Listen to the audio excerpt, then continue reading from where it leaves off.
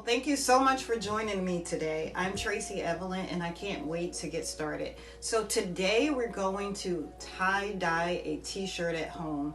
Anyone can do it. The ingredients or the products that you need are so simple. You can get them from your local drugstore.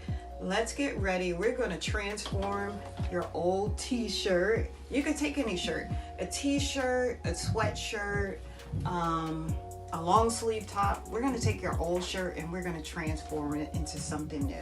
So all you really need, I have two types of dye here. We have a powdered dye, liquid.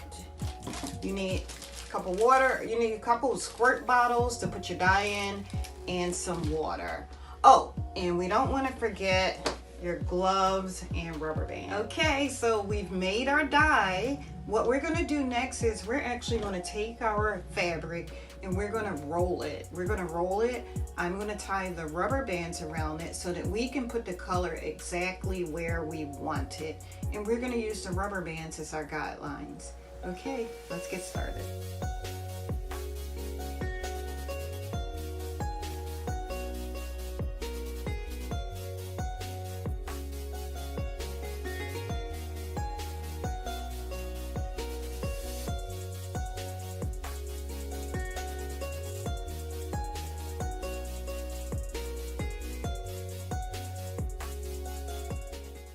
So we're finished adding our color, and what you want to do next is you're going to let your item sit for about 4 to 5 hours to let that color set.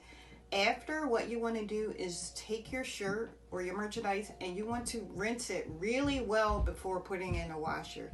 You want to rinse it, make sure that your water comes clean when you're rinsing, and then it's ready to go.